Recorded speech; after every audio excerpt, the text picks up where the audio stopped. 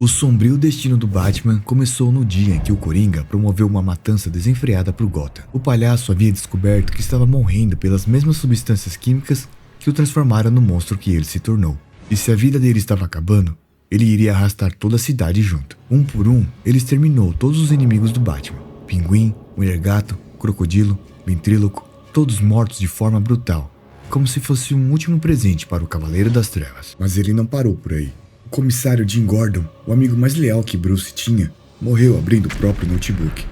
O Coringa havia escondido um dispositivo de ácido no aparelho, que ao explodir, fez com que o seu rosto derretesse. Depois disso, ele drogou o Batman para deixá-lo totalmente paralisado, preso dentro do próprio corpo, mas forçado a assistir tudo à sua volta. E então o palhaço começou o espetáculo. Eliminou a sangue frio os pais de uma criança na frente dele. E depois, como se não fosse perverso o bastante, injetou na menina uma versão incurável e irreversível do gás do riso. O Batman, após testemunhar tudo aquilo, ele não era mais o herói contido e calculado. Ele era um homem quebrado, traumatizado, transbordando em ódio. Pela primeira vez, ele atravessa o limite.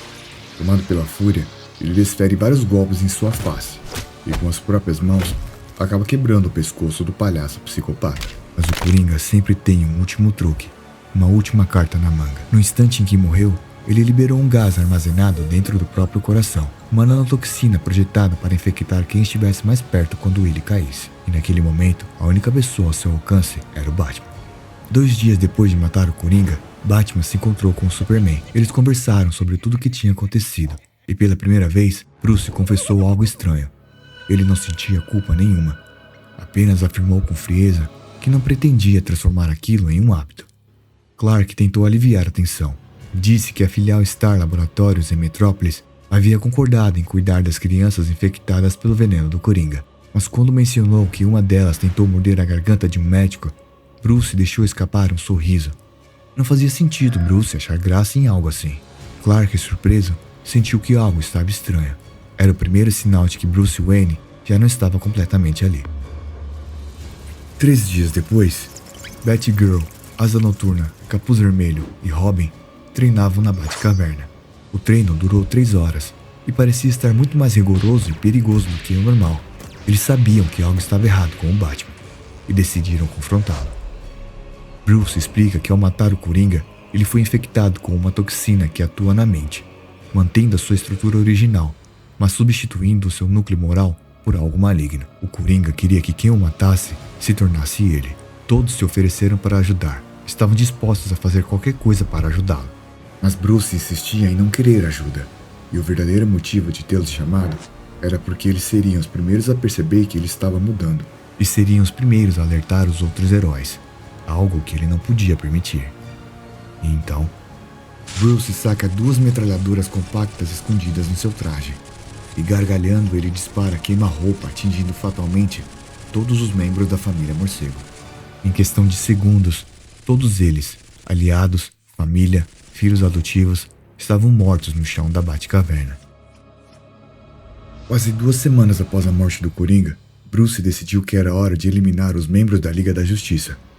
Ele usou um arsenal acumulado ao longo de anos, armas de vilões, tecnologias proibidas, toxinas, experimentos, tudo armazenado, tudo pronto para o dia em que ele precisasse derrotar os próprios aliados. Bruce venceu cada um dos heróis exatamente como sabia que venceria.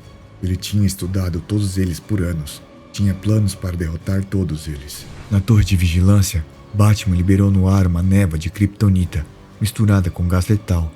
Clark enfraqueceu imediatamente, mas algo ainda mais cruel iria acontecer. Bruce coloca a família inteira do Homem de Aço diante dele, sua esposa Lois Lane e seu filho John. Ele então exige que Clark minta para eles, dizendo que tudo ficaria bem. Clark recusa e diz que jamais mentiria para sua família. Batman dá um sorriso e tira de seu traje uma kryptonita negra modificada, que ao ter sido jogada na Supergirl, fez com que ela matasse toda a sua família antes de morrer. Ele lança a kryptonita em direção a Clark e seu filho John, e observa com um sorriso no rosto, pai e filho serem tomados pela loucura absoluta e rasgar Lois Lane em pedaços. Depois, consumidos pelo mesmo veneno mortal, acabam se matando. Não havia mais nada de Bruce Wayne dentro daquele homem. Com a derrota total de todos os heróis, as pessoas da Terra do universo -22 tentaram resistir, tentaram se unir e se defender. Mas nada do que fizessem funcionava. Ele conhecia cada tática, cada estratégia, cada ponto fraco. Países inteiros caíram, governos caíram, cidades desapareceram, até que não restou mais nada além dele e seus robins selvagens, rindo como feras, presas em corpos de crianças. Foi nesse momento, quando o mundo se apagava, que Barbatos finalmente apareceu. Uma entidade sombria que observava Bruce desde criança. O demônio do fundo do multiverso escuro. Aquele que sempre quis moldar um Batman perfeito para seu propósito. Ele revela ao Batman que ri a verdadeira vastidão do multiverso sombrio. O infinito composto por mundos quebrados, realidades que nunca deveriam existir. Barbatos havia escolhido ele para ser a ponta de lança, a ferramenta que abriria o caminho para que toda a escuridão do multiverso negro invadisse o multiverso real e o devorasse. Agora, com um vasto exército de realidades distorcidas sob seu comando, para ele tudo era apenas um grande jogo. E ele poderia jogá-lo não apenas em uma cidade, não apenas em um planeta, mas em toda a criação.